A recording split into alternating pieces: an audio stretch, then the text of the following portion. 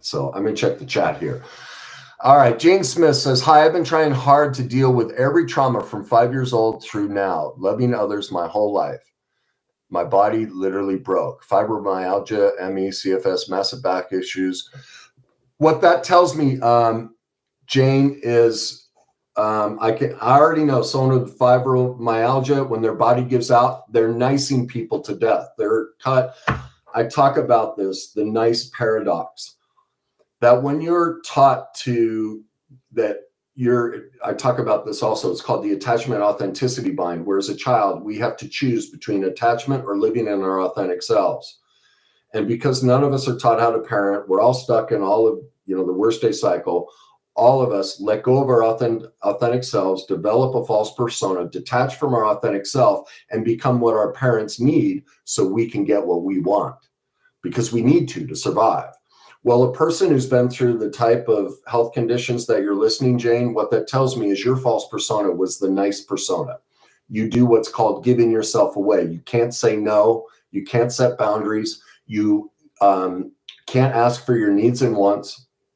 If you do, you feel guilty, but you're stuffed. Fibromyalgia and those conditions are stuffed anger and rage, because you're swallowing all of your true morals and values, needs and wants, negotiables and non-negotiables. You're living a life completely against yourself, and your body is sending the message to you. It's your turn to start saying no. But again, we have a society that teaches us the wrong way to be nice. It's a very victim-oriented niceness. It doesn't help us. So the proof of the niceness, here's how you can tell you're using nice to manipulate people and re-victimize yourself and make yourself sick and hurt. The good news is, Jane, you're not bad. There's nothing wrong or defective with you. You're just living a process that the world has taught you. And you're not to blame for that. Nobody's developed any of this, so you didn't know. But this is the beauty of the authentic self. It drives us, it uses the worst day cycle to destroy us, to show us the way back. So all of these ways you can't say no and everything, we will do that until we destroy ourselves enough that we finally make the choice to deal with the things we've been avoiding the most, the recovery aspects we've been avoiding. Well, listening to the way you wrote about this tells me that standing up for yourself is the part that you're rejecting and not accepting your authentic self and your authentic power. And here's how you can figure that out. Whenever a request comes in, ask yourself 3 questions. Will I ever keep score that I did this for them? Will I ever throw it in their face after I do it for them? Or will I ever have resentment at how much I do for others and don't get in return? If you think any of those 3 things will happen, you need to say no. Well, I guarantee, person with those health issues, all 3 of them. This was me. What I had to admit was I wanted to be glorified for my goodness. My childhood my father was so domineering that I gave myself away. And I still have pictures of him watching TV and me rubbing his feet. Just like a little, oh gosh, I'm not drawing a character in my head. I see a picture, but don't know the name. Just totally like simping and trying to get him to pay attention to me. And he completely ignored me. That's the niceness. We do all these things, but underneath, we don't want to. And the proof of that is we have all that anger and resentment for how nice we're being and how we're not being recognized. And so before you ever say yes to anyone, you need to satisfy those 3 questions.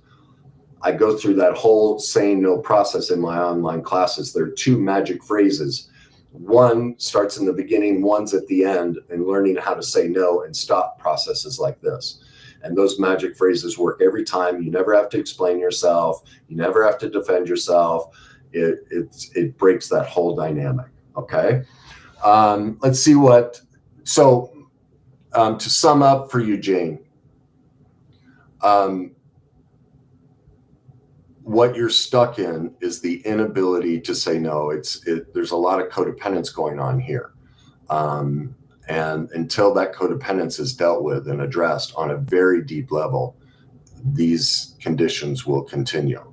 Don't know where to go from here. I lost my seeing through people and my intuition as I've joined God by 4 different people. And people wind up being, yeah, Jane, everything. I'm seeing this. How do I say this lovingly? Right? And here's how I can tell somebody is still getting a lot out of being the victim. They still tell the story of the victimhood, even as they talk about how much recovery work they've done. And God, this just sounds really demeaning. It's not my intent, Jane. I just teach truth, responsibility, healing, and forgiveness. And so what this tells me is whoever you have sought out for help, whatever the teachers have been or counselors or therapists, they haven't been truthful with you. They haven't shown you how to take responsibility or do the healing work necessary to get through this. It's not deep enough. All they've given you is the outer edges of the puzzle. They probably niced you. I mean, you deserve tremendous empathy. I'm reading your stuff. You've been through a lot. That's good. But a qualified professional not only extends empathy, but they give you skills and tools and confront where we're in deception, where our left hemisphere is playing the victim, where it's doubling down on its falseness. It's telling a hero story and not sending the truth, all the information back to the right side so we can get into truth and see a fuller picture. Well, the way to get out of this, I'm trying to think if there might be another program out there. I don't know all the programs. I know this, my program will break you of that process, of that self-destructive loop that you're in. It goes deep enough. If you're willing to do the work, it will give you the process you need to create new steps and create a new sledding path. If you feel you're ready for that, leave a message. It's My Greatness University, the greatness U, the letter U.com.